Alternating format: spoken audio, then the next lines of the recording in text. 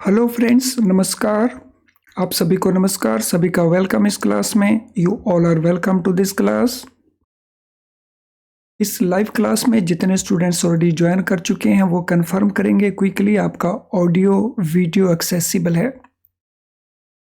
All students in the live class please confirm your audio video is okay. तो इस video के chat box में confirm कर देंगे क्विकली। मैं वेट कर रहा हूं आपके कंफर्मेशन की। तो जैसे ही आप कंफर्म करेंगे I will be able to start. तो चलें शुरू करते हैं आज का ये सेशन। आज का हमारा सेशन फॉरेन एक्सचेंज के ऊपर है। ये हमारा चैप्टर 1 मॉड्यूल ए का है। ये हमारी बेस बिल्डिंग क्लास है जिसमें हम पहले कंसेप्ट को, उसके बाद उससे रिलेटेड जो क्वेश्चंस हैं उनको डिस्कस करने वाले हैं। इसका बेनिफिट ये है कि आप उस टॉपिक को बहुत अच्छे से अंडरस्टैंड कर जाएंगे, तो फिर आपसे किसी भी प्रकार का क्वेश्चन पेपर में पूछा जाए तो आप उसको आसानी से आंसर कर सकेंगे। तो एक बहुत बड़ा एडवांटेज है बेस बिल्डिंग क्लासेस का। तो चलें शुरू करते हैं इस बेस बिल्डिंग क्लास को। फॉरेन एक्सचेंज का डेफिनेशन और फॉरेन एक्सचेंज मार्केट्स क्या होते हैं, सबसे पहले इसकी बात करते हैं। जो कुछ भी हम यहाँ पे डिस्कस करने वाले हैं ये सारे का सारा कुछ इम्पोर्टेंट है, वहाँ से बहुत क्वेश्चंस लगातार पूछे जाते हैं। तो चलें शुरू करें। Section 2 foreign exchange management act 1999। According to this section foreign exchange हम किसको कहते हैं? तो ध्यान रखना है सेक्शन का नंबर क्वेश्चन बनता है। सो सेक्शन का नंबर है 2। डेफिनेशन क्या है फॉरेन एक्सचेंज की? Foreign exchange means foreign currency and include. तो डेफिनेशन में बताया है कि जो फॉरेन करेंसी है उसी को हम फॉरेन एक्सचेंज कहते हैं, और इसमें क्या क्या इंक्लूडेड है तो ये भी बताया गया है। तो केयरफुली हमने देखना है क्या क्या इंक्लूडेड है। All deposits, all credits, all balances payable in foreign currency. So कोई भी डिपॉजिट्स हो, कोई भी क्रेडिट हो रहे हो, कोई भी आउटस्टैंडिंग बैलेंसेस हो जिनका पेमेंट हमने फॉरेन करेंसी में करना है। और ये फॉरेन करेंसी कुछ भी हो सकती है। मेन करेंसी जैसे हमें पता है यूएस डॉलर्स हैं, इसके अलावा यूरो हो सकते हैं, इसके अलावा Canadian dollar, Australian dollar, Singapore dollar, British pound. तो इनमें कोई भी फॉरेन करेंसी में ये अगर पेएबल हैं तो ये हमारे बन जाएंगे फॉरेन एक्सचेंज। तो जो फॉरेन करेंसी है वो तो फॉरेन एक्सचेंज है ही। सो फॉरेन करेंसी जैसे हमारे पास फॉरेन करेंसी के नोट्स हैं, फॉरेन करेंसी के कॉइन्स हैं, फॉरेन करेंसी में पोस्टल ऑर्डर्स हैं, ये सारे के सारे आ जाते हैं फॉरेन करेंसी के अंदर। तो ये डिस्टिंक्शन भी ध्यान रख लेना है। नोट्स, कॉइन्स, पोस्टल ऑर्डर्स ये फॉरेन करेंसी भी हैं, इसीलिए फॉरेन करेंसी होने के कारण ये फॉरेन एक्सचेंज भी हैं। लेकिन foreign exchange it is more than foreign currency, क्योंकि फॉरेन एक्सचेंज में फॉरेन करेंसी के डिपॉजिट्स, फॉरेन करेंसी में क्रेडिट, फॉरेन करेंसी के अवेलेबल बैलेंसेस जो पेएबल फॉरेन करेंसी में वो इंक्लूड हो जाएंगे। इसके अलावा any drafts, traveller cheques, letter of credit, bill of exchange, अगर इनको इंडियन करेंसी में ड्रॉ किया हुआ है और पेएबल ये किसी भी फॉरेन करेंसी में है तो वो भी फॉरेन एक्सचेंज में आ जाएंगे। काफ़ी वाइडर डेफिनेशन है स्कोप इस डेफिनेशन का। तो यहाँ पे पेएबल इन फॉरेन करेंसी है और यहाँ पे हमारे पास ये अगर इंडियन करेंसी में भी ड्रॉ किए गए, अगर फॉरेन करेंसी में ड्रॉ किए हैं वो तो सीधे बन ही जाएंगे। अगर इनको इंडियन करेंसी में बनाया गया लेकिन इनका पेमेंट फॉरेन करेंसी में होना है तो भी ये फॉरेन एक्सचेंज का पार्ट बन जाएंगे। तो यहीं इसी के अंदर कई क्वेश्चंस बन जाते हैं। नाउ एनी इंस्ट्रूमेंट पेबल, ये भी इंक्लूडेड है, any instrument payable eight option of the ड्रॉई और holder thereof or any other party thereto, either in Indian currency or in foreign currency or partly in one currency and partly in other currency। इसके अलावा कोई भी और instrument अगर payable है Indian currency में लेकिन वो बना है ओवरसीज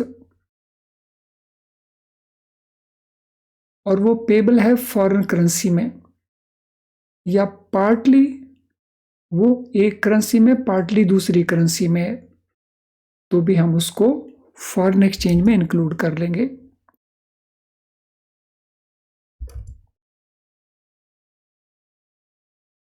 आई होप यहां तक हमने अंडरस्टैंड कर लिया होगा what is foreign exchange.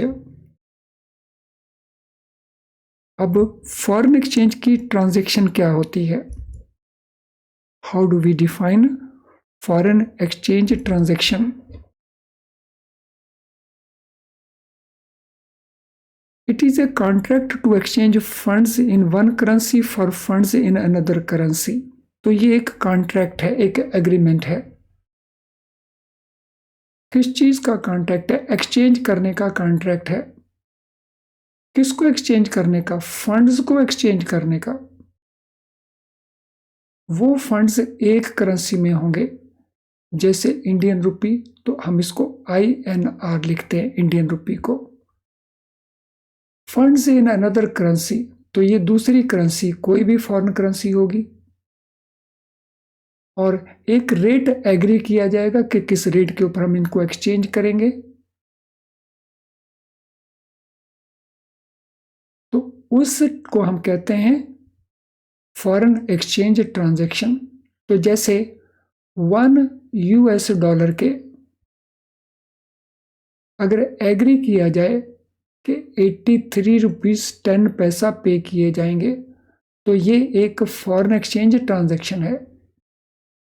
So this is a foreign exchange transaction. तो अगर क्वेश्चन पूछा जाए कि फॉरेन एक्सचेंज ट्रांजैक्शन क्या है तो आंसर हमारा वही बन जाएगा कि ये एक कॉन्ट्रैक्ट है जिसमें एक्सचेंज की जाती है one currency with another currency और एक एग्रीड रेट के ऊपर या जो भी अरेंजमेंट किया है उसके बेसिस के ऊपर।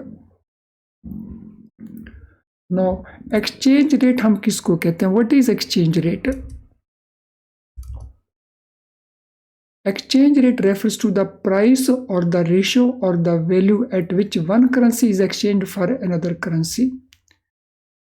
तो exchange rate क्या है? वो प्राइस है या वो रेशो है या वो वैल्यू है जिसमें एक करेंसी को हम दूसरी करेंसी के साथ एक्सचेंज करते हैं। तो जब हम इसको ओवरऑल देखते हैं तो ये एक फॉरेन एक्सचेंज ट्रांजैक्शन है और जब हम इसमें ये पार्ट को देखते हैं कि $1 के दिए जाएंगे 83.10 या $1 के लिए जाएंगे 83.10 तो ये बन जाता है exchange rate.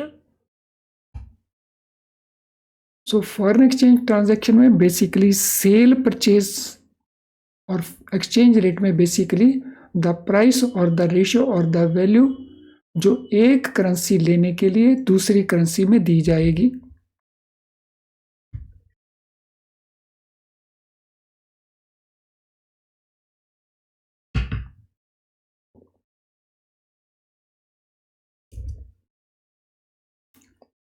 Number of units of one currency which are exchanged for a given number of units of another currency is called exchange rate of that currency।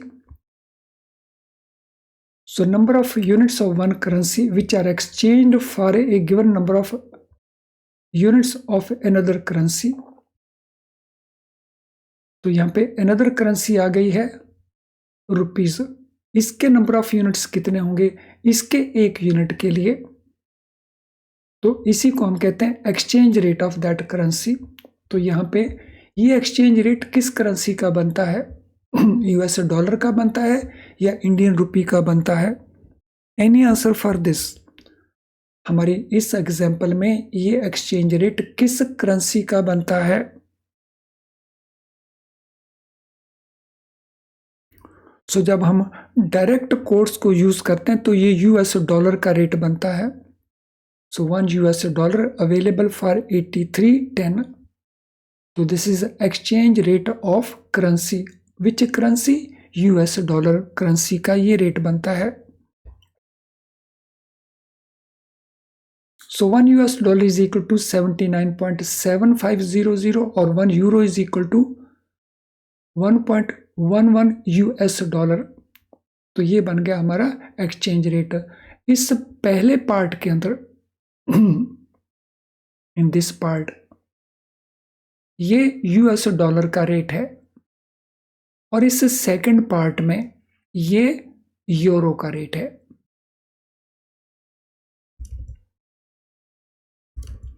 तो ये foreign exchange transaction, exchange rate और किस currency के rate माना जाएगा, तो ये fundas हमारे इसमें क्लियर होते हैं। जो एक्सचेंज रेट है ये लगातार चेंज होने वाला रेट है, हम इसीलिए इसको कहते हैं डायनामिक रेट है ये। सो जो फॉरेन करेंसी के रेट्स हैं, पर्टिकुलरली अगर हम यूएस डॉलर की बात करते हैं तो ये हाईली डायनामिक रेट है। सो डायनामिक मीन्स ये पल पल बदलता है, it changes very quickly. It varies from day to day, minute to minute, second to second, depending upon variety of factors. So in rates में जो चेंज आती है वो कोई ईयर टू ईयर या मंथ टू मंथ नहीं है, ये चेंज डे टू डे है, मिनट टू मिनट है, सेकंड टू सेकंड है और ये डिपेंड करती है डिफरेंट फैक्टर्स के ऊपर। एक फैक्टर उसके लिए नहीं है, एक से ज्यादा फैक्टर्स हैं, लेकिन ये हाईली डायनामिक है, ये ध्यान रखना है। तो it is highly dynamic. Foreign exchange के रेट्स जो है हाईली डायनामिक है। नो अब हम बात करेंगे फॉरेन एक्सचेंज मार्केट्स की। So what are features of foreign exchange markets. अभी तक हम बात कर रहे थे फॉरेन एक्सचेंज की, अब हम बात करेंगे फॉरेन एक्सचेंज मार्केट्स की। Foreign exchange markets, it comprises a number of market participants. Foreign exchange markets में पार्टिसिपेट करने वाला कोई एक पर्सन नहीं है या एक कैटेगरी का पर्सन नहीं है। So there are different category of persons जो फॉरेन एक्सचेंज मार्केट्स में पार्टिसिपेट करते हैं। कौन कौन है जो मेनली पार्टिसिपेट करते हैं, तो एक है इसके अंदर पार्टिसिपेट करने वाले सेंट्रल बैंक्स। जैसे इंडिया में हमारा सेंट्रल बैंक है रिजर्व बैंक ऑफ इंडिया, इसी प्रकार से डिफरेंट कंट्रीज के सेंट्रल बैंक्स हैं। सो सेंट्रल बैंक किस पर्पस के लिए पार्टिसिपेट करते हैं। सो central bank manage there foreign exchange reserves and use foreign currency markets to reduce volatility and thereby smoothen out value of their home currency. तो जो central bank हैं वो किस पर्पस के लिए, किसी भी कंट्री के जो फॉरेन एक्सचेंज रिजर्व्स हैं, जैसे इंडिया में फॉरेन एक्सचेंज रिजर्व्स हैं, इनको मैनेज करने की रिस्पॉन्सिबिलिटी रिजर्व बैंक के पास है। सो जितना भी फॉरेन एक्सचेंज सरप्लस बचता है वो किसके पास रहता है, रिजर्व बैंक ऑफ इंडिया के पास। और reserve bank of India foreign exchange को किस पर्पस के लिए यूज करता है, फॉरेन करेंसी को किस पर्पस के लिए यूज करता है, जो वॉलेटिलिटी होती है फॉरेन एक्सचेंज मार्केट के अंदर, क्योंकि ये रेट डायनामिकली चेंज होते हैं तो कई बार इसमें वॉलेटिलिटी होती है, यानी वाइडर फ्लक्चुएशन होती है रेट के अंदर। ये वाइडर फ्लक्चुएशन ना हो, फ्लक्चुएशन थोड़ी हो, तो उसको मेंटेन करने के लिए reserve bank of India operations conduct करता है ताकि वॉलेटिलिटी जो है वो कम हो, because volatility is very risky. और जब वॉलेटिलिटी कम होगी तो हमारी करेंसी का जो वैल्यू है, होम करेंसी का जो वैल्यू है, वो रिलेटिवली स्टेबल रहेगा। तो होम करेंसी वैल्यू को स्टेबल करने के लिए, उसको स्मूदन आउट करने के लिए reserve bank of India foreign currency को यूज करता है वॉलेटिलिटी को रिड्यूस करने के लिए। यानी दो मेन काम हो गए, एक जो अवेलेबल फॉरेन एक्सचेंज रिजर्व्स हैं उनको मैनेज करना, सेकेंडली फॉरेन करेंसी के मार्केट्स में वॉलेटिलिटी को कम रख करके जो होम करेंसी है उसकी वैल्यू को स्टेबल रखना। तो ये है रिजर्व बैंक ऑफ इंडिया या सेंट्रल बैंक्स। अब और पार्टिसिपेंट कौन है? दूसरे इंपॉर्टेंट पार्टिसिपेंट्स हैं कमर्शियल बैंक्स। कमर्शियल बैंक्स किस पर्पस के लिए फॉरेन करेंसी को यूज करते हैं? So they offer exchange of currency, वो करेंसी एक्सचेंज ऑफर करते हैं। Reserve bank of India directly clients के साथ, कस्टमर के साथ डील नहीं करता। रिजर्व बैंक के बिहाफ के ऊपर कमर्शियल बैंक्स क्लाइंट्स के साथ डील करते हैं, चाहे वो कॉर्पोरेट क्लाइंट्स हो चाहे वो रिटेल क्लाइंट्स हो। तो रिटेल और बिग क्लाइंट्स के साथ बैंक्स ऑफर करते हैं एक्सचेंज ऑफ करेंसी फैसिलिटी। सो इनसे परचेज भी करते हैं, इनको सेल भी करते हैं और हेजिंग भी करते हैं। सो हेजिंग के लिए फॉरवर्ड कॉन्ट्रैक्ट्स होते हैं और इन्वेस्ट भी करते हैं अपने एसेट्स और लायबिलिटीज को आउटसाइड द कंट्री। तो कुछ इन्वेस्टमेंट कंट्री के बाहर भी करते हैं बैंक्स, कमर्शियल बैंक्स। कुछ लायबिलिटीज कंट्री के बाहर से रेज भी करते हैं, अपने लिए भी करते हैं देयर ओन एसेट्स, और अपने कस्टमर्स के लिए भी करते हैं on behalf of their clients. और सम टाइम स्पेकुलेशन भी करते हैं। सो स्पेकुलेशन होता है किसी चीज को परचेज कर लेना ये सोचते हुए कि इसका रेट इंक्रीज करेगा और हम प्रॉफिट कमाएंगे। And taking views on exchange rate movements in the market, और ये मार्केट के ऊपर नजर रखते हैं, मॉनिटर करते हैं मार्केट को कि मार्केट में क्या क्या मूवमेंट्स आ रही हैं, क्या क्या फ्लक्चुएशंस आ रही हैं।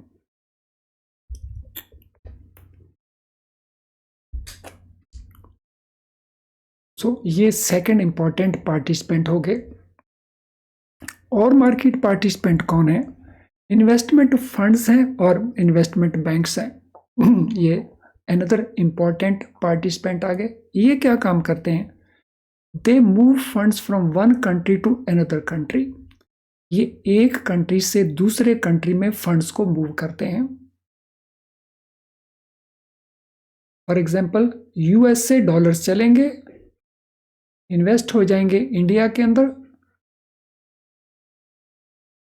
फिर इंडिया का इन्वेस्टमेंट सेल हो जाएगा, वो मूव कर जाएंगे चाइना के अंदर।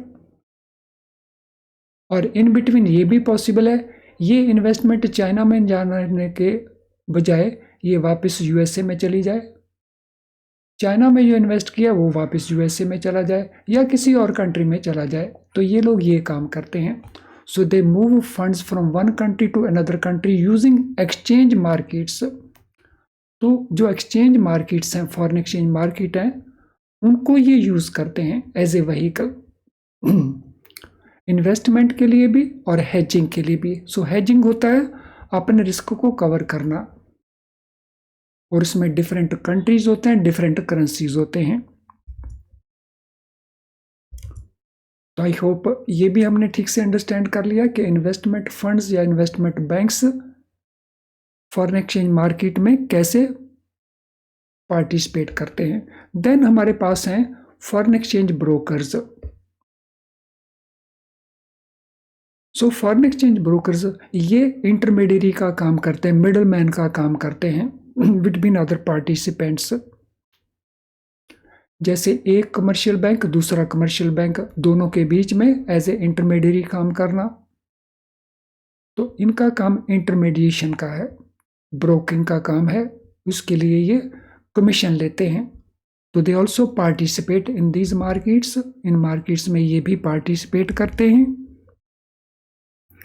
और पार्टिसिपेंट्स कौन है?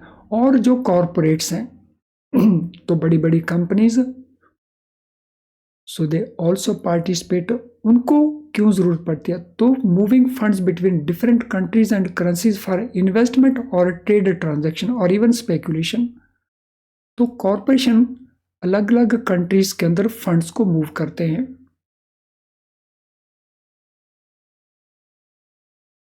सो डिफरेंट कंट्रीज हैं, डिफरेंट करेंसीज हैं,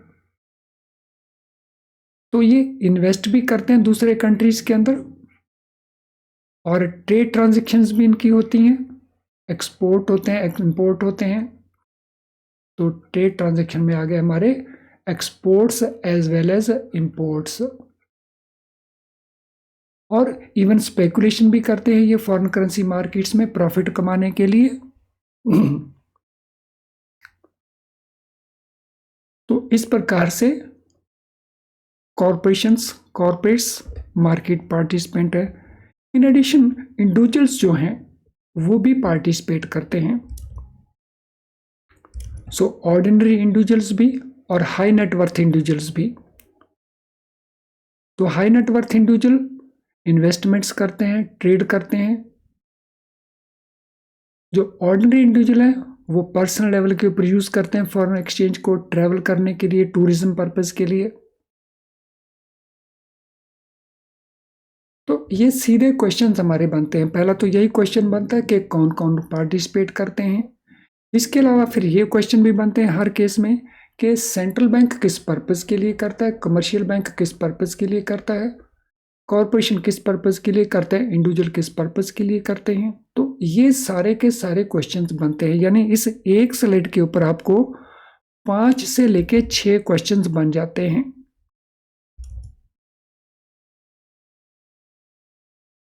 तो आई होप यहां तक हमने हर चीज को बहुत अच्छे से अंडरस्टैंड कर लिया होगा। अब इससे पहले कि हम थोड़ा आगे मूव करें, तो ये इंपॉर्टेंट इंफॉर्मेशन है हमारे पास, तो पहले इसको अंडरस्टैंड कर लें। If live class enough to pass the exam, ये जो लाइव क्लास आप इस समय अटेंड कर रहे हैं, क्या ये काफी है आपके एग्जाम को पास करने के लिए? तो फ्रेंड, यूट्यूब के ऊपर हम जो भी क्लासेस करते हैं, आप उसका रिकॉर्डेड वर्जन देख रहे हो या लाइव क्लास देख रहे हो, तो वो काफ़ी नहीं होती, लेकिन वो बहुत यूज़फुल होती है आपके स्कोर को इम्प्रूव करने के लिए। इसलिए इन क्लासेस को कभी भी मिस मत करें, इनको ज़रूर करें। आपको कुछ ना कुछ गेन होगा, आपके मार्क्स इम्प्रूव होंगे। अब ये क्लास एनफ नहीं है, क्योंकि हमें पास होने के लिए पूरे सिलेबस को कवर करना होता है। सो फुल सिलेबस जब तक हम कवर नहीं करेंगे, तो तब तक हमारी पास होने की जो पॉसिबिलिटी है वो रिलेटिवली फ्लक्चुएट करेगी। अगर हम अपना preparation, full preparation IIBF books को यूज़ करके करते हैं, तो IIBF बुक्स की कुछ लिमिटेशंस हैं। कौन कौन सी लिमिटेशन है उनको अंडरस्टैंड कर ले। डिफ़िकल्ट टू अंडरस्टैंड, इन बुक्स में जो कुछ लिखा है, जैसे लिखा है, उसको अंडरस्टैंड करने में डिफ़िकल्टी रहती है। हम इसे को बार बार पढ़ते हैं, फिर भूल जाते हैं, फिर करना शुरू कर देते हैं।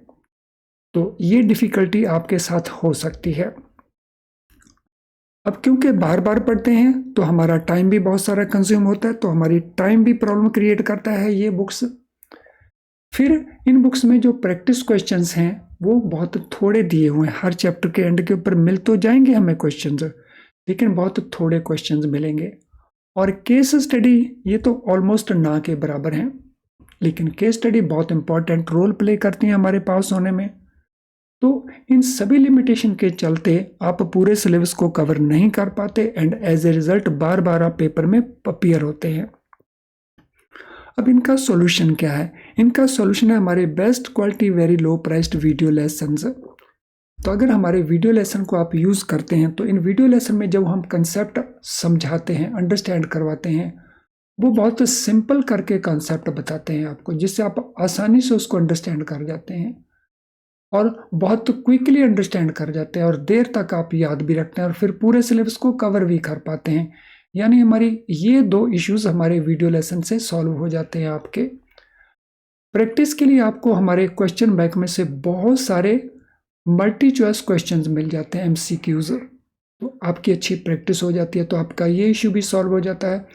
केस स्टडी जो हमारा पैकेज है, इसमें आपको बहुत सारी केस स्टडीज मिल जाती हैं, तो आपका ये पार्ट भी it is taken care of, और वो भी बहुत लो प्राइस के ऊपर ये सब कुछ अवेलेबल हो जाता है। तो ये अवेलेबल कहाँ पे है? तो ये अवेलेबल हमारी ऐप के अंदर है। तो हमारी ऐप को डाउनलोड करें, इसको यूज़ करें, या आप हमारी वेबसाइट को भी यूज़ कर सकते हैं फॉर दिस पर्पस। हमारी वेबसाइट को लॉग इन करें, इसके कोर्सेज पेज में जाएं, तो वहाँ पे आपको ये सारी की सारी फैसिलिटीज़ आपकी चॉइस के मुताबिक मिल जाएंगी। तो चलें अब हम आगे चलते हैं।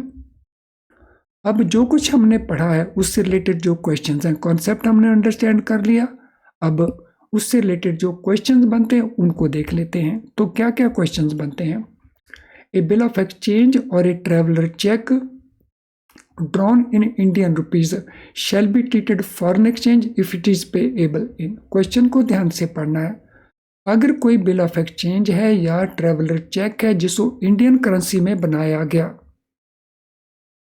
तो हम इसको फॉरेन एक्सचेंज में इंक्लूड कर लेंगे, लेकिन कंडीशन क्या है? If it is payable in Indian rupees, Japanese yen, foreign currency या यूएस डॉलर्स। तो क्या ऑप्शन हम आंसर हमारा बनता है क्वेश्चन नंबर 1 के लिए? What is answer for question number 1?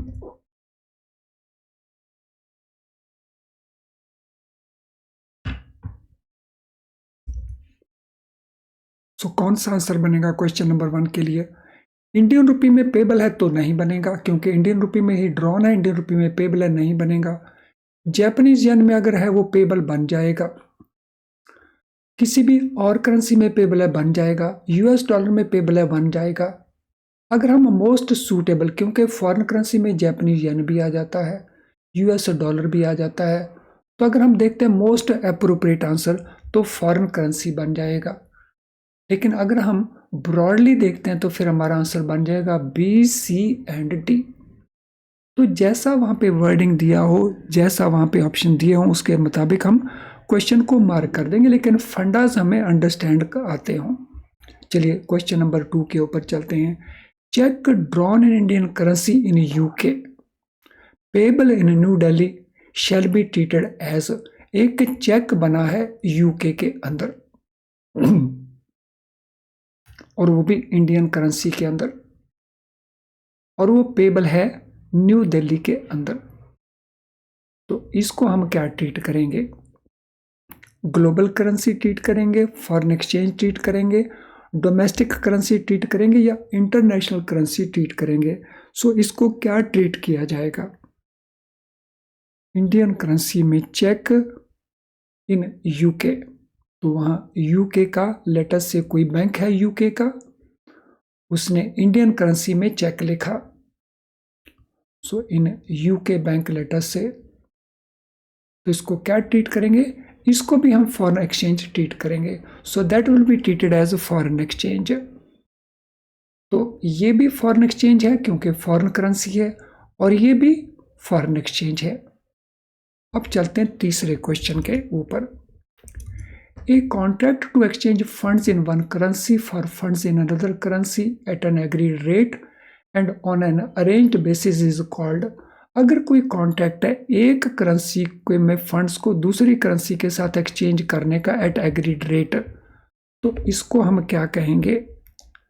Foreign exchange barter contract, money exchange pact, international fund deal, या करेंसी स्वैप एग्रीमेंट। तो what it will be called? क्या कहेंगे? Contract in, so contract to exchange funds in one currency for funds in another currency, तो इसको क्या कहा जाएगा? So इसको हम कहेंगे foreign exchange transaction. So this will be known as foreign exchange transaction. इनमें कोई ऑप्शन हमारे पास नहीं है अवेलेबल, तो इसको कहेंगे foreign exchange transaction. Next question, price और द रेशियो और value eight which one currency will be exchange for another currency is called. तो इसको क्या कहेंगे, उस प्राइस को, उस रेशियो को या उस वैल्यू को जिसमें एक करेंसी दूसरी करेंसी के साथ एक्सचेंज की जाती है। So that is called exchange rate, it is called currency ratio, it is called forex coefficient और it is called exchange value. क्या कहेंगे इसको? क्वेश्चन नंबर 4 में हमारा आंसर क्या बनेगा? So what shall be our answer for question number 4? Friend question number 4 में हमारा आंसर बनेगा एक्सचेंज रेट। इसको हम कहेंगे एक्सचेंज रेट।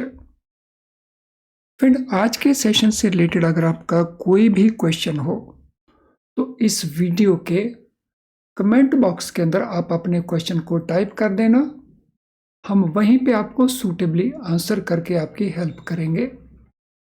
अगर आपकी कोई जनरल क्वेरी हो तो ये हमारा ईमेल आईडी है, तो यहाँ पे हमें मेल कर देना, हम रिप्लाई करेंगे ताकि आपकी हेल्प हो सके। आज का सेशन अगर आपको यूज़फुल नहीं लगा तो इस वीडियो को डिसलाइक ज़रूर करें, लेकिन अगर वो यूज़फुल लगा है तो फिर उसे लाइक करने में संकोच ना करें। आपका लाइक करना मीन्स YouTube इस वीडियो को और बहुत सारे स्टूडेंट्स को दिखाने के लिए अपने लेवल के ऊपर कोशिश करता है, उससे बहुत सारे और स्टूडेंट्स को बेनिफिट मिल जाता है। तो इसको लाइक करें और दूसरे स्टूडेंट्स को बेनिफिट दें। आप डायरेक्टली इसको शेयर कर सकते हैं अपने फ्रेंड्स के साथ, कोलीग्स के साथ, अपने व्हाट्सएप ग्रुप में या अपने फेसबुक पेज या किसी और सोशल मीडिया अकाउंट के अंदर। चैनल अगर आपने अभी तक सब्सक्राइब नहीं किया है तो चैनल को ज़रूर सब्सक्राइब कर लें ताकि हमारी कोई भी नोटिफिकेशन आपको मिस ना हो करनी पड़े। फ्रेंड्स आज का ये सेशन अब हम वाइंड अप करेंगे, लेकिन उससे पहले इससे रिलेटेड जो बाकी बचे हुए क्वेश्चंस हैं वो हम नेक्स्ट पार्ट में कंटिन्यू करेंगे। तो चलिए अब इस सेशन को वाइंड अप करते हैं। Thank you friends and all the best.